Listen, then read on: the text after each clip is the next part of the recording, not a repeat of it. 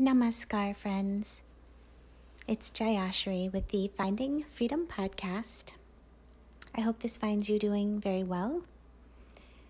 Let's jump right into this week's question. It is, help. I feel totally lost, overwhelmed, and confused. Wow. Thank you so much for this very vulnerable question. I know I've been there. And it can feel very much a hopeless, helpless state, the dark night of the soul. So thank you for this beautiful query that every human being on the earth can relate to. And when we're in it, we feel like we're the only one sometimes. The first thing I'll say is the more you let go, the more things begin to work. And that means letting go of the idea that there's something that you must do, that it's your fault, that it should be different, that you could have done something different, that there's any way that we have control in this life. Control is an illusion. And it's very freeing to accept the lack of control that we have.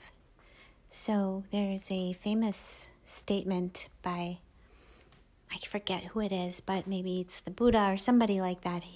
They said, what is the secret to life?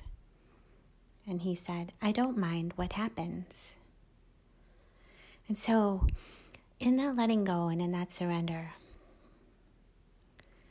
we let ourselves flow with life. And we don't resist. We let go of resistance. And that's really half the battle.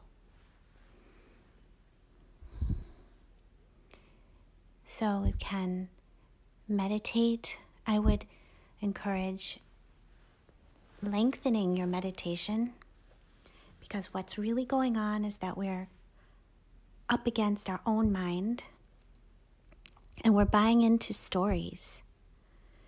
Because here's the secret. We are what we seek.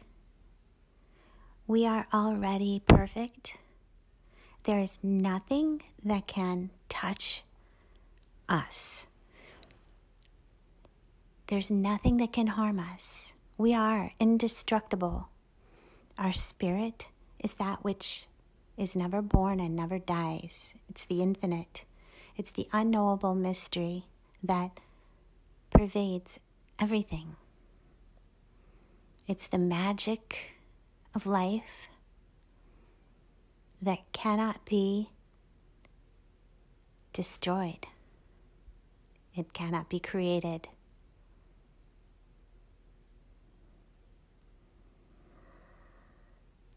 And so, when we meditate, the mind slows down. And even if it doesn't slow down, it's a magical process whereby if we sit there for an hour, the mind just kind of loses its charge. It's a magical process, and we don't need to explain how it works because it's that magic. It's unexplainable.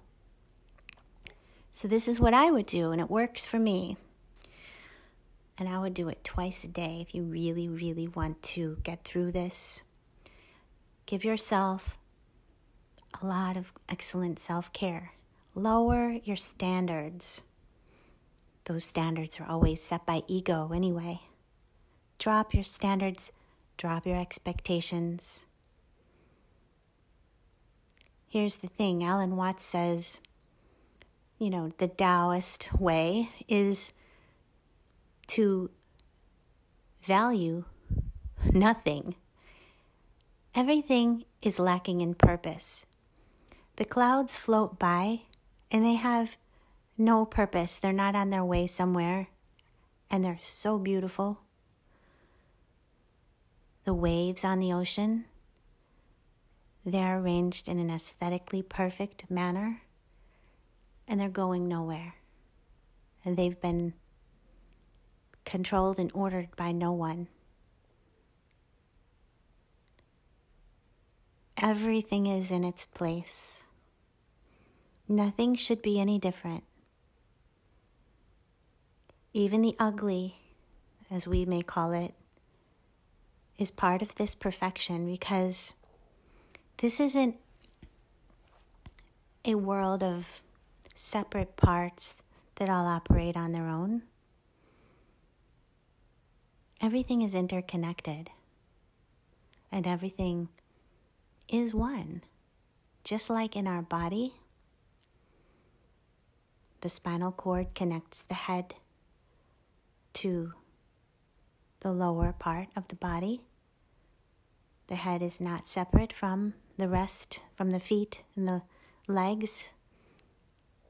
They are in communion with one another, just like we are nature, and we are in communion with all of nature, and we need that symbiotic relationship. We're all one. We come into this earth and we think, after we're conditioned, that man is somehow different from his surroundings and needs to control his surroundings, when we're actually part of it all. So, in the Tao, the space is revered. And this means, instead of being so self-centered, we are able to empty ourselves of our thoughts and stories and all the me and mine and I.